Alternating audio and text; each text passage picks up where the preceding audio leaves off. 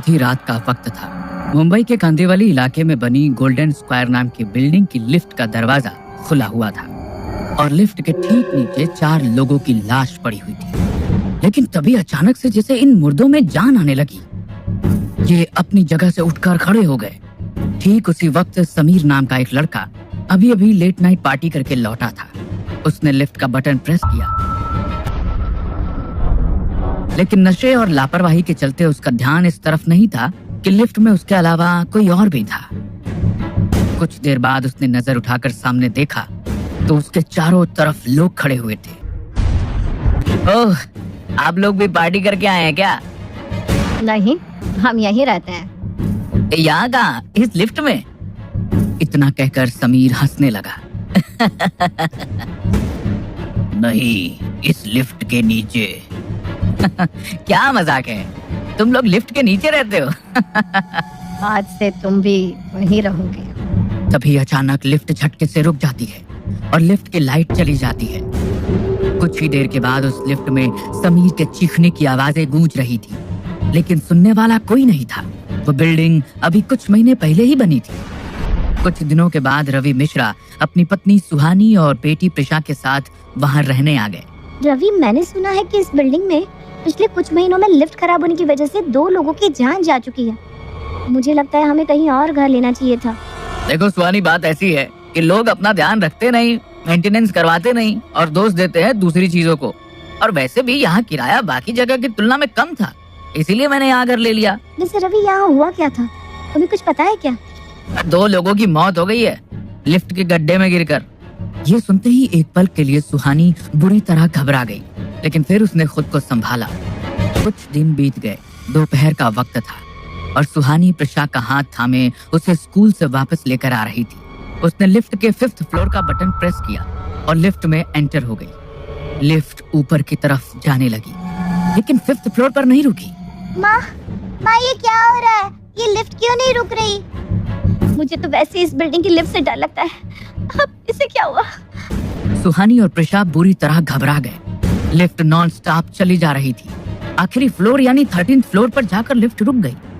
सुहानी और प्रिशा घबराकर लिफ्ट के बाहर निकले और चारों तरफ देखने लगे। उस फ्लोर पर कोई भी घर भरा हुआ नहीं था, वहाँ कोई रहता भी नहीं था। लिफ्ट का दरवाजा बंद हो चुका था। माँ, हम सीढ़ियों से नीचे चलते, मुझे बहुत डर लग रहा है। हाँ सुहानी, तुम ठीक कहती हो बेटा। सुहानी और प्रिशा सीढ़ियों की तरफ गए, लेकिन उन्होंने देखा कि कुछ कंस्ट्रक्शन वर्क के चलने की वजह से सीढ़ियों के रास्ते को बंद किया गया था। अब सुहानी और प्रिशा के पास कोई ऑप्शन नहीं बचा था। सुहानी ने एक बार फिर से लिफ्ट का बटन प्रेस किया। लिफ्ट का दरवाजा खुला। सुहानी ने जैसे ही अपना कदम आगे बढ़ाया, डर के मारे उसकी चीख निकल गई। लिफ्ट ऊपर आई ही नहीं थी, सिर्फ उसका दरवाजा खुला था। नीचे गहरा गड्ढा था। सुहानी को ऐसा लगा जैसे 2 आंखें उस गड्ढे से झांक कर उसकी तरफ ही देख रही थी। सुहानी ने अपने कदम पीछे खींच लिए और प्रिशा को अपने गले से लगा लिया। कुछ देर के बाद लिफ्ट का दरवाजा फिर से खुला। देखो माँ, लिफ्ट आ गई। सुहानी ने बड़े ध्यान से देखा और फिर लिफ्ट की ठीक से चेक करने के बाद वो उसके अंदर एंटर हो गई। घबराते हुए वह अपने घर पहुंची। वो आंखें बार बार उसके ध्यान में आ रही थी। रवि किसी काम से कुछ दिन के लिए शहर से बाहर गया हुआ था। रात के ठीक 12 बजे थे और सुहानी का मोबाइल फोन जोर जोर से बज रहा था। एक अनजान नंबर से उसके मोबाइल पर कॉल आ रही थी। ये किसका नंबर है?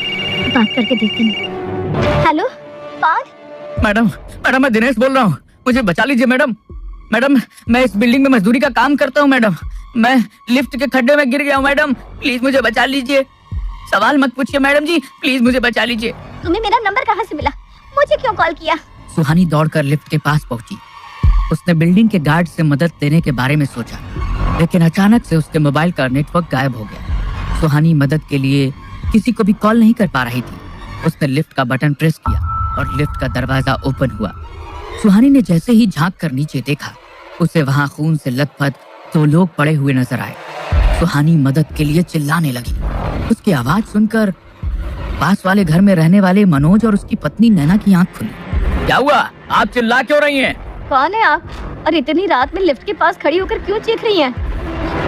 वो वहाँ 2 लोग लिफ्ट में गिर गए, हमें उनकी मदद करनी चाहिए। ये सब आप क्या कह रही हैं? कोई भी नहीं है वहाँ। लेकिन एक दिनेश नाम के आदमी ने मुझे कॉल किया था। उसने कहा कि वो लिफ्ट के गड्ढे में गिर गया है। दिनेश? ऐसा कैसे हो सकता है? क्यों? क्या हुआ? क्या बात है? कौन है ये दिनेश? नैना और मनोज ने एक दूसरे की तरफ देखा और वहां से चले गए। ऐसा लग रहा था जैसे वो इस बारे में बात ही नहीं करना चाहते थे। सुहानी ने उनसे दिनेश के बारे में पूछने की बहुत कोशिश की, लेकिन उन दोनों ने कोई जवाब नहीं दिया। सुहानी परेशान होते हुए अपने घर लौट आई। उसे समझ नहीं आ रहा था कि आखिर उसके साथ ये सब क्या और क्यों हो रहा था। 2 दिन के बाद जब रवि वापस लौट कर आया तो सुहानी ने उसे ये बात बताई। ऐसा कुछ भी नहीं है सुहानी, तुम्हारे दिमाग में बस डर बैठ गया है, इसलिए तुम्हें ऐसा लगता है। अच्छा, मुझे कुछ काम याद आ गया, मैं अभी आता हूँ। पापा, आप अभी तो आए हैं, अभी आपको कहाँ जाना है? कुछ नहीं, बस अभी 5 मिनट में वापस आता हूँ। रवि अपने फ्लैट से बाहर निकला और उसने किसी को कॉल किया। हेलो पंडित जी, कुछ उपाय बताइए पंडित जी। वो दिनेश मेरी पत्नी को नजर आने लगा है। मेरी पत्नी को लगता है जैसे दिनेश ने उसे कॉल किया था। अब मैं इसमें कुछ नहीं कर सकता। एक बार पहले हम उपाय करके देख चुके हैं, लेकिन अब उसकी आत्मा उग्र हो चुकी है। तुम जल्दी से जल्दी उस बिल्डिंग से निकल जाओ, वरना वो तुम्हारे परिवार को नहीं छोड़ेगा। ठीक है पंडित जी। पंडित से बात करने के बाद रवि अपने घर लौट आता है। अगले दिन सुबह रवि घर से निकल जाता है। उधर सुहानी प्रिशा को स्कूल छोड़ने के लिए जैसे ही लिफ्ट में जाती है, अचानक से लिफ्ट की लाइट बंद हो जाती है और लिफ्ट एक जगह पर रुक जाती है। सुहानी और प्रिशा इस बात से बुरी तरह डर जाते हैं। सुहानी रवि को कॉल करने की कोशिश करती है, लेकिन लिफ्ट में नेटवर्क ना होने की वजह से कॉल नहीं लगता। तभी सुहानी के मोबाइल पे एक अनजान नंबर से कॉल आ जाता है। हेलो, कौन? मैडम जी, मैं दिनेश। उस दिन आपने मेरी जान नहीं बचाई मैडम जी, आपने अच्छा नहीं किया। नहीं, ऐसा नहीं है। मैं वहाँ आई थी, लेकिन वहाँ कोई नहीं था। और तुम हो कौन? तुम बार बार मुझे कॉल क्यों करते हो? मैं दिनेश हूँ मैडम, और मैं यहाँ लिफ्ट के गड्ढे में गिर गया हूँ। ये सुनकर सुहानी डर से कांपने लगी। तभी लिफ्ट का दरवाजा अचानक से खुला। लिफ्ट किसी ऐसी जगह पर आकर रुकी हुई थी जहाँ अंधेरा था। अचानक से वहाँ से किसी के चीखने की आवाज सुनाई दी। प्रिशा और सुहानी डर के मारे बेहोश होने ही वाले थे कि एक आवाज उनके कानों में पड़ी। आखिर आप भी हमारी दुनिया में आ ही गई सुहानी मैडम। सुहानी ने आंखें खोल के देखा तो सामने एक औरत, एक 5 साल की बच्ची, एक जवान लड़के और एक आदमी का साया खड़ा था। उनके शरीर के सब जगह से खून बह रहा था। कौन हो तुम लोग? जब ये बिल्डिंग बन रही थी तब इस गड्ढे में गिरकर मेरी बच्ची की मौत हो गई थी, लेकिन तेरे पति रवि ने इस बात की जांच नहीं होने दी और झूठी रिपोर्ट बनाकर इस बिल्डिंग के बिल्डर को बचा लिया था। बाद में तेरे पति ने हम दोनों को मरवा कर इसी लिफ्ट के नीचे फेंक दिया, और ये लड़का समीर, इसने तेरे पति का साथ दिया। नहीं, ऐसा नहीं हो सकता। ऐसा ही हुआ है। तेरे पति की सच्चाई तुझे बताने के लिए ही हम तुझे यहाँ तक लेकर आए हैं।